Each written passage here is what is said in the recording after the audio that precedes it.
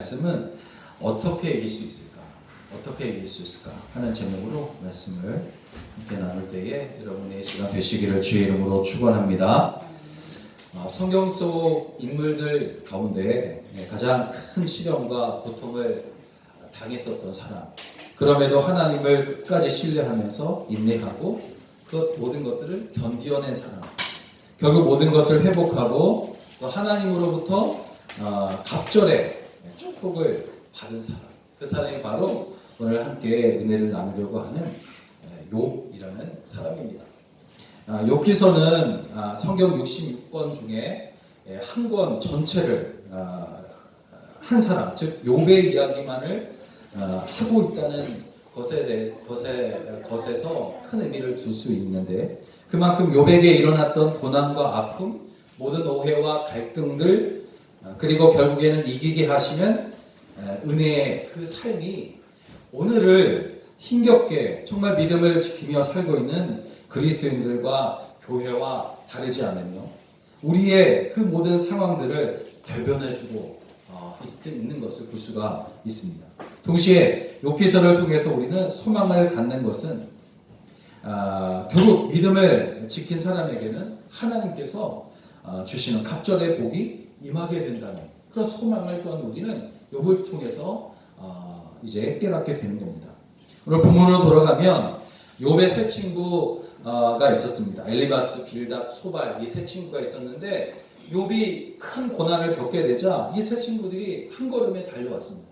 한 일주일 동안은 침묵하면서 지켜보기만 하다가 그 이후부터는 계속해서 질문 공세를 퍼붓는 겁니다. 그 질문의 내용이라는 것이 다른 것이 아니었어요. 너가 죄를 범했기 때문에 하나님께서 지금 벌을 내리는 것이니까 너에게 죄가 있는지 한번 살펴봐라. 분명히 죄를 지었을 것이다. 그런 질문이에요. 그런데 오늘 본문의 말씀은 이제 그 세 친구가 총 7번의 질문을 했는데 6번째까지 질문을 하고 오늘 마지막 7번째 질문이에요. 이 7번째 질문을 받은 욥은 마지막 답변을 지금 하고 있는 겁니다. 히브리서 10절을 보니까 욥이 자신의 고난에 대해서 친구들로 하여금 비난하는 것을 더 이상 하지 못하도록 한 답변이었고, 왜 이런 질문을 더 이상 하지 못하도록 한 답변이었냐면 이 답변은 곧 그 믿음의 고백이었으며 또 고난을 주신 이유를 이제 욥이 깨닫고 하나님의 은혜를 찬양하는 그런 것이었기 때문에 더 이상 그들로 하여금 질문하지 못하도록 한 것이었습니다. 욥은 앞서 6번의 답변에서 큰 죄를 지었기 때문에 하나님께서 심판하시는 것이다. 비난하며 정죄하는 친구들에게 자신은 죄를 짓지 않았다라고 말하면서 변호하는데 바빴어요. 그렇지만 오늘 본문에서는 자신을 비난하는 친구들이 아니라 이제 하나님께 나아가서 자신의 처지를 어려움을 하나님께 호소를 하고 있다는 거죠. 여러분, 이러한 욥의 신앙 자세는 사람들이 나에 대해 크게 오해를 하고 비난을 할 때에 흥분해서 그들과 말다툼을 하는 것은 상황을 더 어렵게 하고 악화시키고 또 다른 오해를 살 수 있다는 것을 우리에게 보여주고 있는 겁니다. 그러므로 흥분을 가라앉히고 사랑과 끝이 보이지 않는 논쟁과 그 싸움에서 빠져나와 나의 모든 것을 정말 잘 아시는 우리 주님께 지혜를 구하고 도우심을 구해야 할 것을 우리에게 가르치고 있는 겁니다. 욥이 자신의 모든 고통과 괴로움과 비난하는 친구들과의 그 갈등을 어떻게 해결하고 있는지 오늘 본문 말씀으로 우리가 살펴보고, 오늘날 우리가 당하고 있는 이런 어려움들, 환난들, 그리고 세상 사람들로부터 받는 그런 오해와 갈등하는 것들을 우리가 이겨내고 해결할 수 있는 지혜를 얻게 되시기를 주의 이름으로 부탁을 드립니다. 먼저 하나님께 부르짖고 있어요. 욥은 지금 세 친구들이 6번째 질문을 하는 동안 계속해서 거기에 대해 변명하는 데 바빴단 말이죠. 그러나 이제는 그가 사람을 보지 않냐고 하나님께 부르짖기로 다짐하고 하나님 앞에 호소하고 있는 겁니다. 문제를 해결하는 방법은 다른 데 있잖아요. 문제를 아시고 그 문제를 해결하실 수 있는 능력을 가지신 하나님께 부르시죠? 기도하는 것입니다. 2절을 보니까 내가 받는 재앙이 탄식보다 무겁다 라고 했는데, 이것은 아무리 탄식을 많이 해도 지금 내가 당하는 재앙을 다 나타낼 길이 내게는 없다 하는 그런 말이에요. 그 고통이 너무나 크기 때문에 내가 말로서는 이것을 다 표현할 수가 없다는 거죠. 그만큼 욥은 엄청난 고통을 당하고 있어요. 그리고 3절에서 내가 어떻게 하면 하나님을 발견하고 그의 초소에 나아가랴 하고 있는데, 이 말은 자신의 이 억울한 사정과 죄 없음을 입증하고 싶어서 하나님 만나기를 간절히 바라는 것과 동시에 고난과 역경을 해결할 수 있는 분은 자신이나 혹은 사람들이 아니라 오직 하나님뿐이시라는 것을 믿음으로 고백하는 거예요. 여러분, 우리는 세상에서 만나는 수많은 고통, 정말 말로 표현할 수 없는 아픔들을 만났을 때에 그것을 가지고 탄식하기에 바쁘단 말이죠. 하나님을 잊어버린 채 정말 세상에서 그것을 어떻게 하면 해결할 수 있을까 찾기를 갈망한단 말이에요. 그렇지만 오늘 욥은 자기 자신이 당하는 고통이 말로 표현할 수 없는 그런 고통이라 할지라도 그 가운데서 지금 하나님을 발견하기를 소망하고 있어요. 이것이 그의 신앙입니다. 하나님만이 나의 말을 들으시는 분이시다, 이렇게 고백해요. 그래서 6절을 보니까 그가 큰 권능을 가지시고 나와 더불어 다투시겠느냐? 아니로다. 도리어 내 말을 들으시리로다. 이 고백이 무슨 말입니까? 하나님을 만나게 되면 하나님께서 두렵게 하는 큰 권능으로 나를 꼼짝 못하게 하실까? 아니다. 오히려 크신 사랑으로 나의 이 괴로워하며 하는 모든 말들을 다 들으시고 위로해 주실 것이다 하는 그런 말. 7절에서 욥이 내가 심판자에게서 영원히 벗어나리라 하는 믿음의 고백을 여러분 들어보세요. 여기서 심판자는 조금까지만 해도 욥을 비판하던 친구들과 자신을 괴롭히며 고통스럽게 하던 모든 환경들이에요. 이것이 다 그에게 심판자들이에요. 그리고 실제로 욥은 자신을 돌아보지 않으시는 것 같은 하나님 때문에 큰 절망 속에 빠져 있었습니다. 그러나 이제 하나님께서 곧 그들에게서 나를 구원하심으로 영원히 벗어나게 하실 것이다 하는 이런 확신 있는 고백을 그가 지금 하고 있는 거예요. 여러분, 믿는 자들에게 있어서 고통 중의 고통은 하나님이 살아계신다는 것을 알고 믿는데, 하나님의 도우시는 손길이 우리에게 더디 오거나 또 금방 나타나지 않는다고 생각되어질 때 우리는 절망하고 말아요. 우리처럼 욥 역시 이러한 고통을 겪었습니다. 8절 9절을 보니까 그런데 내가 앞으로 가도 그가 아니 계시고 뒤로 가도 보이지 아니하시며 그가 왼쪽에서 일하시지만 내가 만날 수 없고 그가 오른쪽으로 돌이키시지만 배울 수가 없다. 욥의 심정이에요. 그리고 지금 우리들의 심정일 수 있어요. 분명히 살아계신 하나님이심을 알겠는데 전후, 좌우, 사방을 모두 살펴보아도 하나님을 내가 만날 수 없구나.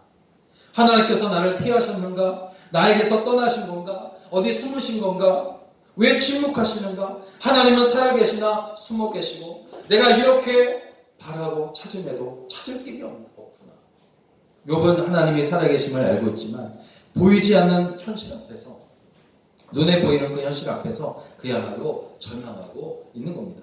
그야말로 하나님께서 자신을 끌어오르는 불 용광로에 던지신 것 같은 그런 느낌을 지금 가지고 있는 거예요. 그런데 여러분 보세요. 그럼에도 욥은 자신을 용광로에 던지신 그 하나님께 부르짖고 있다는 사실이에요. 고통 가운데 던지신 이도 하나님이시지만 그 가운데서 건지실 이도 하나님뿐이시다 라는 고백을 그가 하고 있는 겁니다. 여러분, 마태복음 7장 8절에 구하는 이마다 받을 것이요 찾는 이는 찾아낼 것이요 두드리는 이에게는 열릴 것이다 했어요. 여러분, 여기서 구하는 사람, 찾는 사람, 문을 두드리는 사람은 어떤 사람들입니까? 그들은 환난을 당한 사람들이에요. 누가 구하냐 이 말이에요. 없는 사람이 구하는 겁니다. 찾는 사람이 누굽니까? 또 두드리는 이가 누구냐 이 말이에요. 환난을 당한 사람, 고통을 당하는 사람이에요. 우리가 지금 그 환난 중에 있다면 깨달아야 할 것이 바로 이것입니다.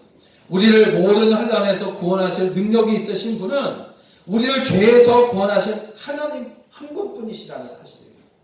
사람들과 환경이 우리를 괴롭힘으로 힘들어 낙심할 수 있습니다. 그건 충분히 그렇게 될 수 있어요. 낙심되어 살아가는 사람들도 있어요. 그러나 그때의 사람을 욕하고 환경을 바라보며 원망만 하는 것이 아니라 욕과 같이 정신을 바짝 차리고 하나님께 부르시오. 기도하는 여러분 되기를 주의 이름으로 부탁을 드립니다. 마태복음 6장 32절 33절에 너희 하늘 아버지께서 이 모든 것을 너에게 있어야 할 줄을 아시느니라. 그러나 너희는 먼저 그런즉 너희는 먼저 그의 나라와 그의 의를 구하라. 그리하면 이 모든 것을 너희에게 더하여 주시리라. 나의 모든 도움이 되시며 모든 필요를 아신 하나님은 환난 중에서도 먼저 그의 나라와 의를 구하는 우리에게 그 모든 것을 더하여 주실 것을 믿습니다. 여러분 이것을 환난 중에 있는 우리가 믿고 그렇게 믿을 때 하나님은 분명히 그 모든 것에서 우리를 구원하여 건져내어 주실 줄로 믿습니다. 두 번째로 하나님을 다시 신뢰하는 거예요. 우리가 어떻게 이길 수 있을까? 하나님을 다시 신뢰하는 겁니다. 여러분 우리의 신앙에 이런 것 같아요. 다시 신뢰하는 거, 다시 믿는 거예요. 잠시 어려움을 당해 낙심하고 절망 속에 있지만 그러나 다시 하나님을 신뢰하여 주께로 돌아오는 거예요. 그것이 바로 우리의 신앙생활이 아닐까 하는 생각을 하게 됩니다. 물론 여러분 고통 중에 다시 돌아오지 못하는 사람들도 있어요. 그런 사람들을 향하여 신앙인이다 라고 말할 수는 사실 없을 것 같아요. 신앙인이라면 어려움을 당하고 잠시 낙심하고 어려움 속에 있을지라도 그러나 하나님을 다시 신뢰하며 다시 믿으며 주께로 돌아오는 사람, 그것이 바로 신앙생활이 아닐까 하는 겁니다. 욥이 고통 중에 부르짖을 때에는 모든 것을 포기하는 것처럼 보였습니다. 너무 괴로워서 하나님을 부인하고 욕하는 것처럼 들리기까지 해요. 욥기서를 보면. 그렇지만 그는 다시 그러나 내가 가는 길을 그가 아시나니, 그러나의 신앙을 그가 가졌다는 거죠. 다시 신뢰하고 다시 믿고 있어요. 하나님의 뜻을 깨닫기 시작하는 겁니다. 근데 여러분 가만히 생각해 보면 다시 할 때, 다시 시작할 때 그 사람은 더 성숙해져 있는 것을 볼 수가 있어요. 더 많은 것을 깨닫게 되는 것을 보게 돼요.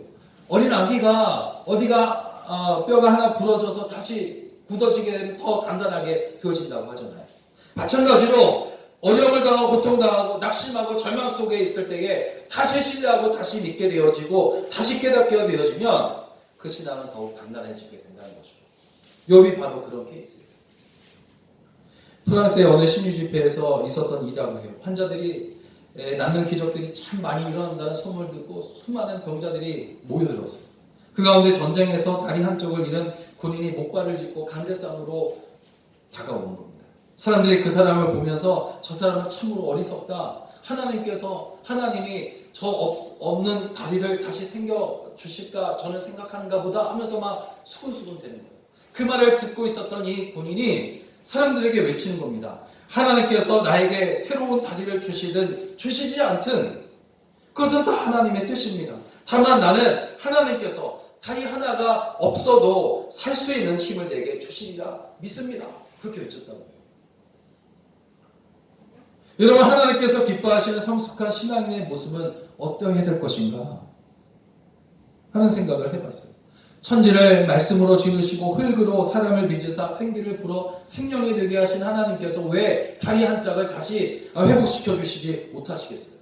그러나 여러분 하나님께서 기뻐하시는 사람은 어떤 사람이냐면 회복된 다리를 보며 놀라워하는 사람보다는 한 다리로도 두 다리가 있는 것처럼 하나님께 감사하며 살아갈 수 있는 믿음을 구하는 그런 사람을 하나님께서 기뻐하지 않으실까? 바로 그러한 사람이 먼저 그의 나라와 그의 의를 구하는 사람이요. 그러한 사람에게 모든 것을 더하여 주신다는 마태복음 6장 33절 은혜의 그 은혜가 임하게 되는 줄로 믿습니다. 10절을 보면 그가 나를 단련하신 후에는 내가 순금같이 되어가리이다. 이 말씀은 우리가 너무나 잘 아는 말씀이고 우리에게 힘을 주시는 말씀입니다. 욥은 자신의 고난은 죄로 인함이 아니라는 강한 확신과 고난의 목적이 신앙 연단에 있음을 깨닫고 비로소 깨닫고 믿음을 다시 찾는 거예요. 이제 그는 자신이 고난을 받은 후에는 의로운 자로 인정받을 것임을 기대하고 있습니다. 욥의 간절한 소망은 한순간에 이런 재물이나 그런 것들이 회복되는 것이 아니라 그를 아프게 하는 질병의 치유가 아니었어요. 그의 간절한 소망은 뭐냐면 하나님을 향한 믿음을 회복하는 것이었어요. 지금 이렇게 내가 나를 단련하시니 내가 순금같이 되어 나오리라는 이런 고백이 있는 그 당시 욥의 모습은 여전히 고통을 당하고 있는 모습이에요.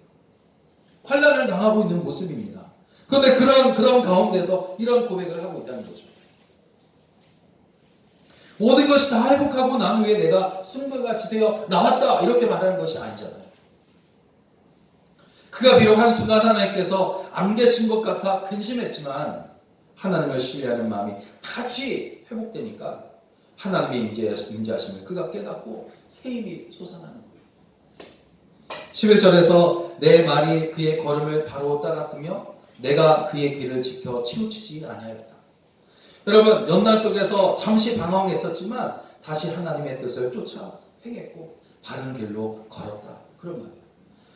여러분, 정말 많은 교회들과 목회자들과 성도들이 이 코로나19 바이러스가 전 세계를 휩쓸고 있는 것을 보면서 정말 교회가 문을 닫고 성도들이 믿음을 잃지는 않을까 염려하고 있는 것이 사실입니다. 분할 수 없어요. 그러나 이러한 때일수록 우리가 다시 더욱 믿음을 지키고 하나님께 영과 진리로 살아있는 예배 드리기를 정말 힘쓴다면 분명 하나님은 기뻐하실 것이고 또 감동하실 줄로 믿습니다.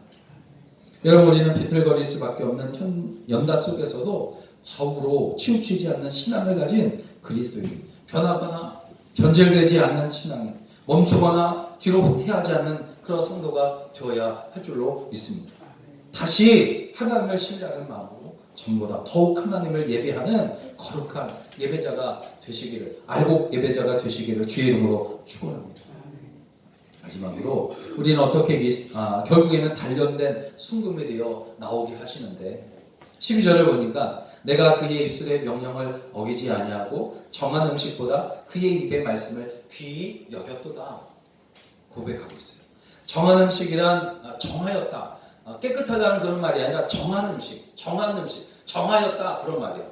다시 말하면 매일 먹는 일용할 양식을 말하는 것으로 그가 하나님의 말씀을 매일 먹어야만 생활할 수 있는 음식보다 더 하나님의 말씀을 소중히 여겼다는 거죠. 즉 아침, 점심, 저녁 먹는 음식을 먹지 못할지라도 하나님의 말씀이 없이는 내가 살아갈 수 없다. 그런 고백이에요. 그의 신앙이 고난 후에 깨지지 않고 변하지 않은 이러한 순금과 같이 되어 나왔다. 그런 의미입니다. 13절에서 욥이 그는 뜻이 일정하시니 누가 능히 돌이키랴. 그의 마음에 하고자 하시는 것이면 그것을 행하신다. 그렇게 고백을 하고 있어요. 엄청난 고백이에요. 하나님은 마음에 결정하신 것을 반드시 행하신다는 고백이에요. 누구도 하나님의 뜻을 돌이킬 수 없고 하나님도 결정하신 것을 바꾸시지 않으신다는 그런 고백입니다. 욥은 이것을 믿었어요.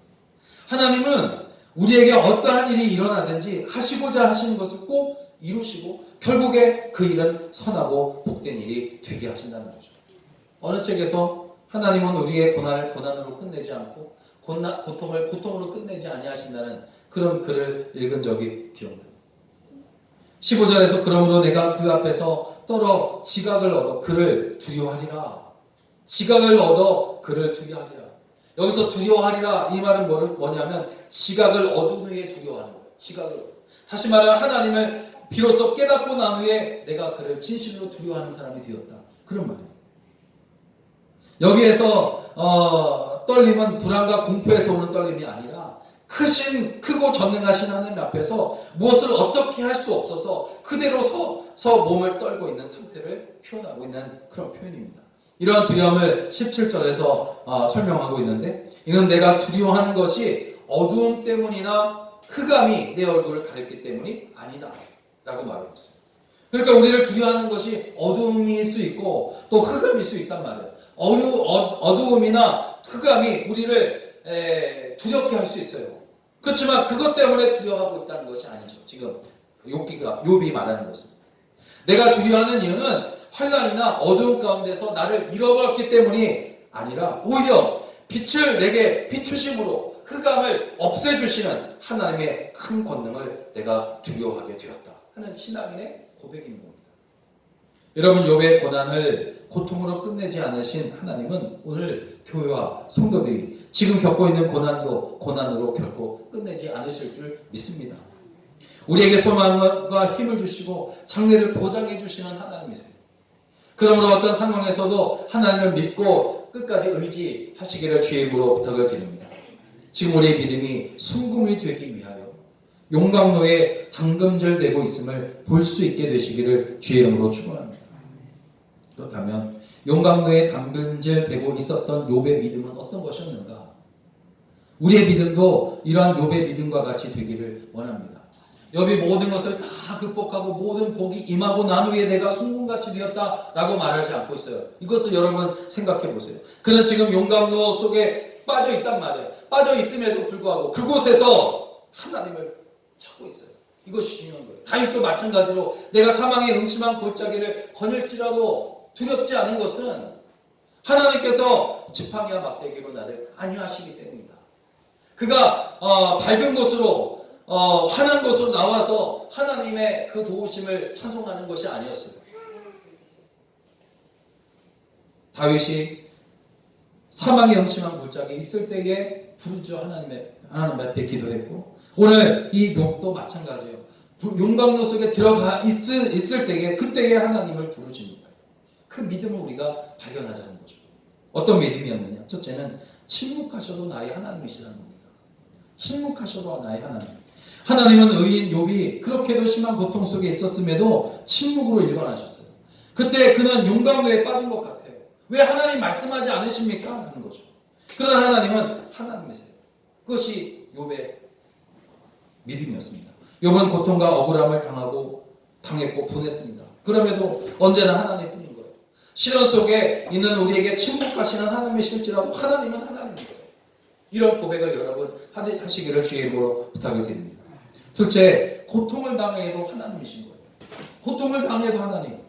욥의 신앙은 견디기 어려운 시련을 계속해서 당하면서도 그러나 하나님이신 거예요. 참 그리스도인은 고난과 시련에 의해 신앙이 변하는 사람이 아닙니다. 만약 변하는 사람이라면 그는 신앙인을 할 수 없기 때문이에요. 셋째, 마지막으로 억울하고 분해도 하나님이십니다. 친구들의 가혹한 공격에 욥이 얼마나 분하고 억울했겠어요. 아내는 막 욕을 합니다. 그럼에도 욥에게는 그러나 하나님이신 거예요. 그의 상대자는 그를 괴롭히는 사람들이 아니라 자신을 단련하셔서 순금이 되어 나오게 하시려는 하나님이신 겁니다. 우리가 사람 때문에 억울하고 분해도 그러나 하나님은 우리를 아시고 단련하신 후에는 순금같이 나오게 하신 겁니다. 여러분, 영국의 자연주의 학자 알프레드 월레스의 이야기는 누구나 한 번쯤 다 들어봤던 이야기예요. 나방 이야기예요. 어느 날 누가 누이의 나방을 관찰했는데 나방의 새끼가 고치를 뚫고 나오려고 애쓰는 것을 발견하잖아요. 너무나 딱해서 그 고치를 찢어주고 쉽게 나올 수 있도록 해줬는데 그만 날개를 제대로 펼치지 못하고 몇 번 퍼덕이더니 땅에 떨어져 죽고 마는 거예요. 그것을 보고 이 학자가 깨닫잖아요.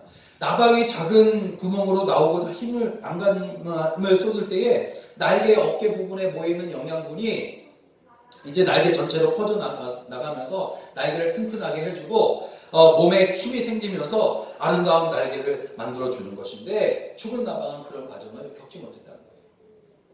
그것을 깨달은 거죠. 사랑하는 여러분, 고난이 없으면 진정한 성숙을 기대할 수가 없습니다. 그러므로 그리스도인들은 괴로워도 포기하고 싶어도 참고 고난을 이겨야만 하는 거죠. 고난을 참고 견디는 것은 불행하기 때문이 아니라 그때의 행복의 기틀을 닦는 것이기 때문입니다. 순금은 반드시 뜨거운 용광로를 통과해야 한다는 것을 우리는 알고 있어요. 고난을 통과한 그리스도인들에게는 영광의 삶이 분명 기다리고 있습니다. 사람들이 나를 몰라주어도 공격해도 괜찮아요. 지금 세상 사람들이 얼마나 교회를 또 성도들을 오해하고 있습니까? 또 갈등들이 얼마나 많아요.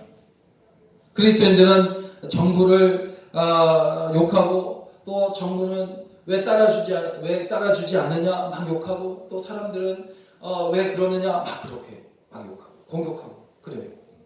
그리고 우리는 하나님을 모르고 교회를 모르고 성도들을 모르고 오해하는 사람들 때문에 얼마나 속상하게 하고 있습니까? 그러나 이제는 나를 몰라주는 사람들 때문에 마음 상해 있는 것이 아니라 나의 모든 것을 아시고 결국에는 이기게 하실 하나님 때문에 여러분 기뻐하게 되시기를 주의 이름으로 축원합니다. 사랑하는 여러분, 하나님께서 침묵하실 때에도 또 분하고 억울하고 괴롭고 힘들어도 고난을 만나 지치고 고뇌도 오늘 10절의 말씀처럼 그러나 내가 가는 길을 그가 아시나니 그가 나를 단련하신 후에는 내가 순금같이 되어 나오리라 하는 이 진실한 믿음의 고백과 함께 모든 것을 이김으로 하나님의 큰 기쁨이 되고 또 영광이 되시기를 주의 이름으로 간절히 축원합니다. 축원합니다. 기도하겠습니다.